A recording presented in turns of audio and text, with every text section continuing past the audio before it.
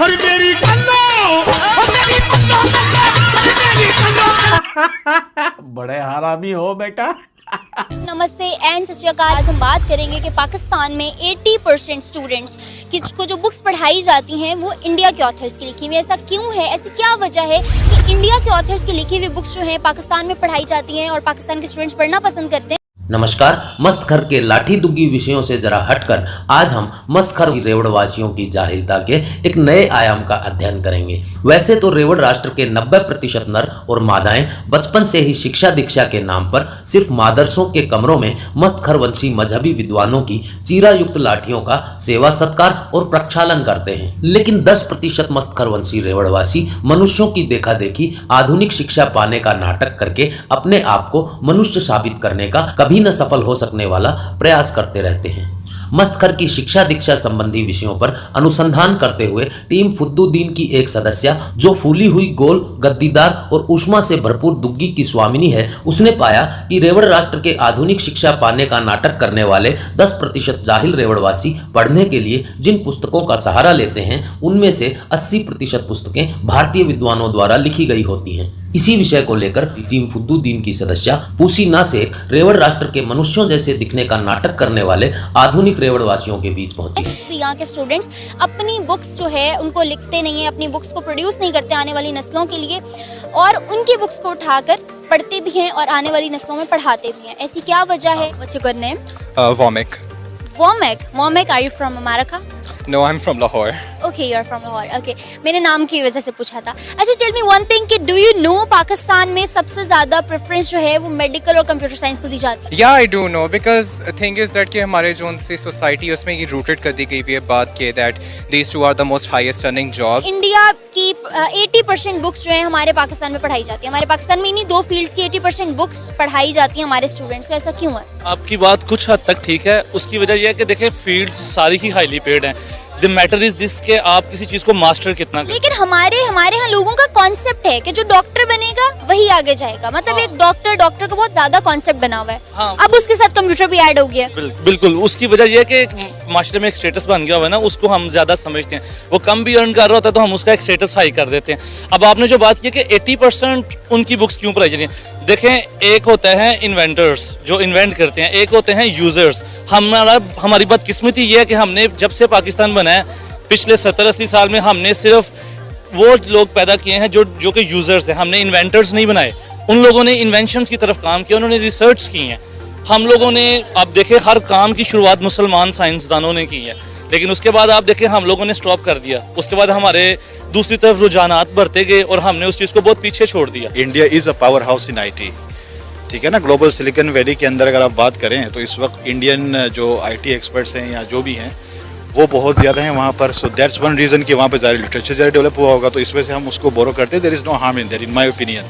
अच्छा, secondly medical क्यों ज़्यादा पॉपुलर है? ऑब्वियसली आपकी 20 करोड़ की आबादी है, ठीक है। आपके डॉक्टर्स का अगर मेडिकल से रेशो देखेंगे तो वो बहुत ज़्यादा लो है, तो देयर एक्सप्लेन्स कि जी शायद डिमांड हमारी इतनी ज़्यादा है कि लोग इस तरफ ज़्यादा जा रहे हैं। किया जाता वो इतने डेडिकेटेड क्यों नहीं होते कि वो अपनी बुक्स प्रोड्यूस कर सकें आने वाली जनरेशन के लिए? अच्छा, वो अपनी थीसिस अगर आपने देखे हो या मैंने भी किए हैं, आपने भी किए होंगे, तो थीसिस में बुक्स तो बनवाई जाती हैं, सब कुछ किया जाता है, लेकिन उसको पब्लिश करने प्रमोट नहीं किया जाता। उसको प्रमोट नहीं किया जाता।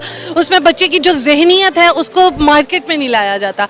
मे बी इसके पीछे क्या है क्या नहीं है, लेकिन मुझे ऐसा लगता है कि हम मेहनत करते हुए हमारे जो बड़े हैं यानी कि जो हमारे एंसेस्टर्स हैं, हाँ, वो मेहनत करते हुए मुझे ऐसा लगता है कि वो घबराते हैं। वो बच्चे को बाहर निकालते हुए घबराते हैं। वो ये घबराते हैं कि ये आगे निकल गया तो हम क्या करेंगे। तो इससे हम पीछे हैं और वो हमारे जो स्टूडेंट्स हैं उनको इस किस्म का ट्रेन नहीं किया जा रहा कि वो केपेबल हों कि वो खुद भी कुछ नया प्रोड्यूस करें। मोस्ट ऑफ द टाइम्स हमें कहा जा रहा है कि आप बाहर जाकर जॉब करें। आई थिंक ये पेरेंट्स का कसूर है। इंडिया फिर क्यों आगे जा रहा है? इंडिया क्यों अपने उसके वहाँ के स्टूडेंट्स, वहाँ के ऑथर्स क्यों ऐसी बुक्स प्रोड्यूस कर रहे हैं? वो कैसे कर रहे हैं जब पाकिस्तानी नहीं कर पा रहे? तो इंडिया हमसे ज़्यादा प्रोग्रेसिव रहा है right from the beginning. India में मार्शल लॉज नहीं लगे, उनकी प्रोग्रेस जो है वो कांस्टेंट रही है, जबकि हमारी प्रोग्रेस को बहुत दफ़ा बैक स्टेप्स मिले हैं। अगर वो लिख भी लें, वो अपना 2 साल लगा के टाइम स्पेंड कर लें, बुक लिखना आसान काम नहीं है, वो लिख लें भी, इतनी रिसर्च जो भी करें वो करना चाहते हैं, किसी ने एक्सेप्ट नहीं करनी है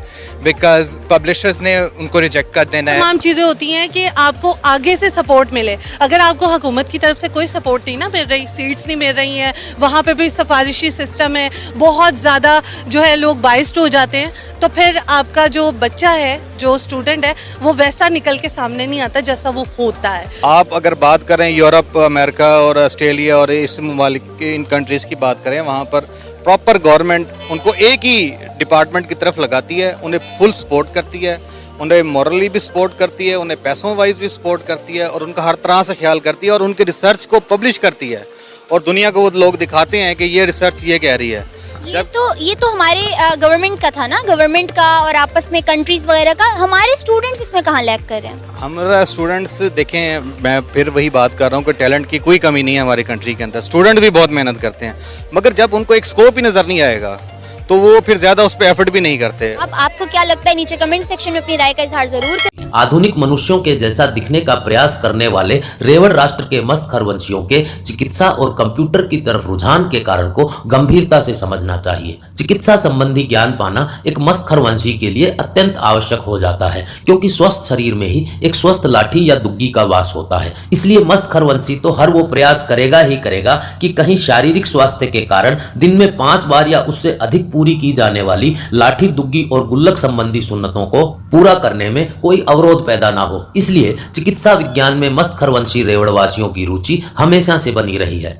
साथ ही पहले अपने घर परिवार की जिन दुग्गियों को घर में ही पेल पाल कर तैयार किया जाता था और फिर उनको उचित बाजार ना मिल पाने के कारण रेवड़ राष्ट्र की गलियों में ही 5-5 रुपए में वो दुग्गियां पिटती रहती थी, लेकिन आज कंप्यूटर और इंफॉर्मेशन टेक्नोलॉजी के कारण पूरे विश्व में रेवड़ राष्ट्र की दुग्गियां सिर्फ बिक ही नहीं रही हैं, अपितु पूरे विश्व के लठेतों द्वारा पसंद भी की जा रही हैं। इसलिए कंप्यूटर और इंफॉर्मेशन टेक्नोलॉजी में भी रेवड़वासियों की रुचि निराधार नहीं है। अब जहां तक बात है हमारे भारतवर्ष में लिखी गई फटी पुरानी रद्दी किताबों से छुप छुप कर पढ़ने की, तो भाई हमारे विचारों से तो पूरा संसार सृष्टि के प्रारंभ से ही मार्गदर्शन पा रहा है। क्या फर्क पड़ता है अगर हमारे बच्चों की फटी पुरानी किताबों से कोई पढ़ने का प्रयास कर रहा है। आशा है गोल गद्दीदार दुग्गी द्वारा प्रस्तुत इस रिपोर्ट को देखकर आपके रेवड़ राष्ट्र संबंधी ज्ञान में विस्तार हुआ होगा। इस विषय में आप भी अपने विचार संदेश पट्टिका पर अवश्य प्रेषित करें। मस्त खरवंश संबंधी इसी प्रकार की जाहिलता से परिपूर्ण किंतु मनोरंजक, रोचक तथा ज्ञानवर्धक सूचनाओं हेतु आप अपने दोनों चैनल